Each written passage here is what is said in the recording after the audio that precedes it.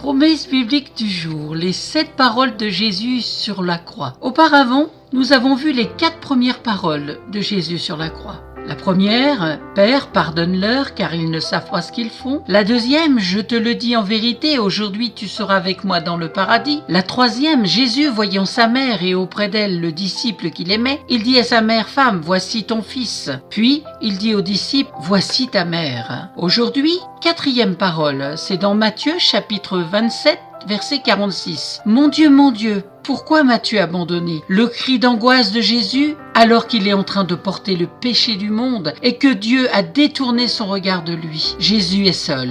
Alors que nous sommes quelquefois en train d'abandonner Dieu et de lui tourner le dos, Jésus n'a-t-il pas ce même cri d'angoisse à notre égard ? 5e parole, c'est dans Jean 19, verset 28. « J'ai soif ».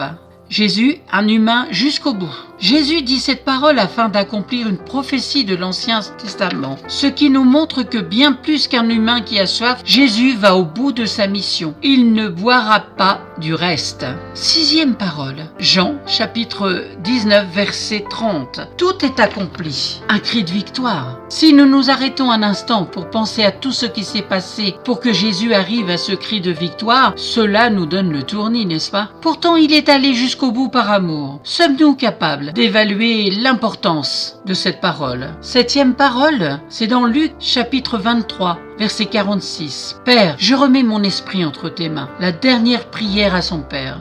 Quel moment impalpable que celui de rejoindre le Père et d'entrer dans son repos. L'esprit en paix. Et ça peut être la même chose pour chacun de nous. Aujourd'hui, si nous venons au pied de la croix de Jésus, là où Jésus a tout accompli, là où Jésus a versé son sang, où il a donné sa vie pour chacun de nous, pour nos péchés, pour nous pardonner, parce qu'il nous aime. Amen.